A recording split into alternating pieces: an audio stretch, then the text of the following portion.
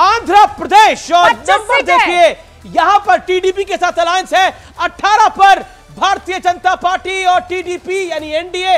YRS Congress को बहुत बड़ा पॉलिटिकल झटका, 7 सीटों के साथ कांग्रेस का खाता नहीं खुल रहा, अन्य का खाता नहीं खुल रहा। ये 25 सीट का नंबर है और ये नंबर अपने आप में बता रहा है कि बीजेपी नरेंद्र मोदी की अगुवाई में सदर्न पार्ट ऑफ इंडिया में लग रहा है कि एक बहुत बड़ी एंट्री कर रही है। तमिलनाडु में 50% अमीश वोट प्रतिशत यहां पर मिलता हुआ नजर आ रहा है। 41 वाईएसआरसीपी को और इंडिया गठबंधन के खाते में महज 6% वोट जाते हुए नजर आ रहे हैं। ये बहुत बड़ा नंबर है रूपिका। और सदर्न पार्ट ऑफ इंडिया की, दक्षिण भारत की हम बात करते हैं कि बीजेपी का कोई वाली वारिस नहीं है वहां पर, लेकिन जिस तरह से मार्च अहेड कर रही है बीजेपी दक्षिण भारत में, वो अपने आप में है। झारखंड का नंबर आ गया हमारे पास और एनडीए के खाते में 12, इंडिया अलायंस ये जेएमएम के साथ कांग्रेस है 2 और अन्य के खाते में 0।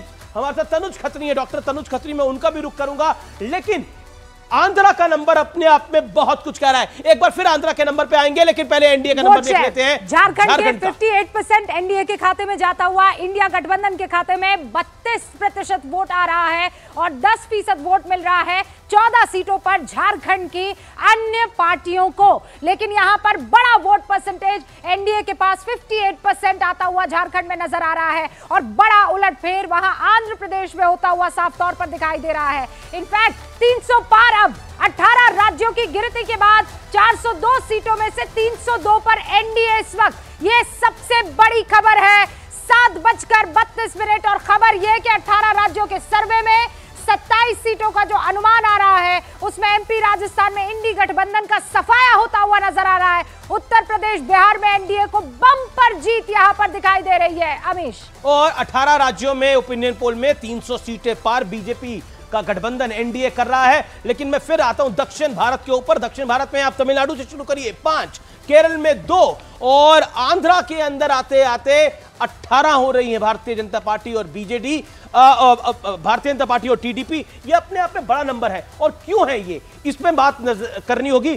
चंद्रबाबू नायडू की अरेस्ट और पवन कल्याण का बीजेपी के साथ अलायंस करना और पवन कल्याण के साथ पवन कल्याण चंद्रबाबू नायडू को लेकर आते हैं अमित शाह और नरेंद्र मोदी के पास। तो मुझे लगता है कि ये बहुत जरा जो उनकी पार्टी है उसके साथ ये जो अलायंस है इसने वाईआरएस कांग्रेस को बहुत निचले दर्जे पॉलिटिकली बहुत बड़ा नुकसान करा है। साम दाम दंड भेद जिसे कहते हैं, अब पता नहीं इसमें साम है या दाम है या दंड है, इस पे तो कुछ नहीं कह सकते। लेकिन देखिए, आप कोई भी पॉलिटिकल पार्टी जब किसी के साथ अलायंस करती है, अब उत्तर भारत में आईएलडी क्यों बीजेपी के साथ आई है, उसको 2 सीटें मिली है। अखिलेश उनको 7 सीटें दे रहे थे, 7 में से 1 भी नहीं आती, 2 में से कम 2 तो आ जाएंगी यहां पर। तो सबको अपने पॉलिटिकल सर्वाइवल की लड़ाई है। और मैं यहां पर एक बात को रूपिका कोट करना चाहता हूं। हाँ। एक बहुत बड़े मुस्लिम लीडर हैं, उन्होंने एक बहुत इंटरेस्टिंग बात मुझे 2022 के यूपी के विधानसभा चुनाव के बाद बोली थी। I am not coating his name. उन्होंने बोला कि 2022 के उत्तर प्रदेश चुनाव के बाद मुस्लिम लीडरशिप को भी बीजेपी में अपने नेता खोजने होंगे। और मैं आपको बता रहा हूं, आंध्रा में वो बड़ी तादाद में हो रहा है और कई राज्यों में इस देश के अंदर होगा। ये 2024 के जब नतीजे आएंगे ये हमें देखने को मिलेगा। लेकिन एक जो बड़ी तस्वीर इससे निकल कर आ रही है, सतीश जी, विवेक जी, रामकृपाल जी, उमेश जी, आपको भी इसका जवाब देना होगा कि ये बिग पिक्चर ये निकल कर आ रही है सतीश जी कि जो वहां की रीजनल पार्टियां हैं वो भी कहीं ना कहीं एकदम खत्म होते हुए, मार्जिनलाइज होते हुए इस लोकसभा चुनाव में नजर आ रही है।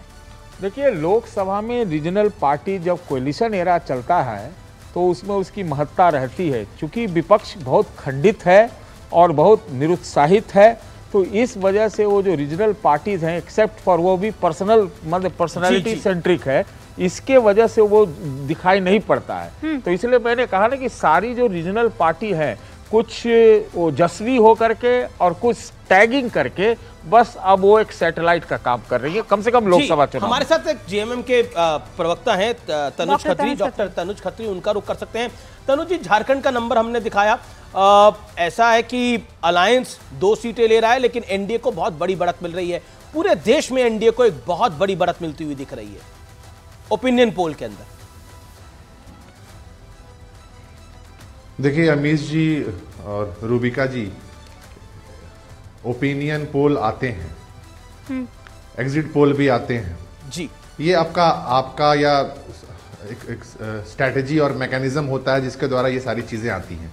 लेकिन चूंकि हम झारखंड में हैं और झारखंड की बात आप हमसे कर रहे हैं, जिस प्रकार से पिछली जो झारखंड की भारतीय जनता पार्टी की सरकार थी, जिसके मुखिया रघुवर दास जी थे, उन्होंने जिस प्रकार से झारखंड के हितों का हनन करने का काम किया, चाहे वो CNT SPT एक्ट हो, चाहे यहाँ की स्थानीय नीति का मामला हो, चाहे भूमि अधिग्रहण बिल हो, और जो यहाँ की जल जंगल जमीन है उसके साथ खिलवाड़ करने का काम किया।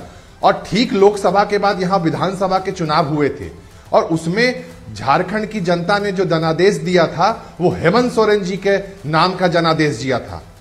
और अब तो ये रुके नहीं, वह एक आदिवासी मुख्यमंत्री को जेल भेजने का काम इन्होंने किया, अनर्गल आरोप लगाकर बिना सबूत के झूठे आरोपों में।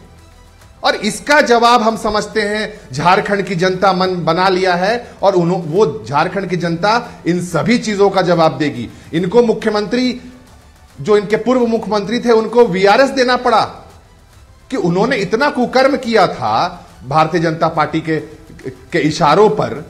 झारखंड की जनता ने विधानसभा चुनाव में इनको सबक सिखाया। और अब चूंकि आप जो आंकड़ा बता रहे हैं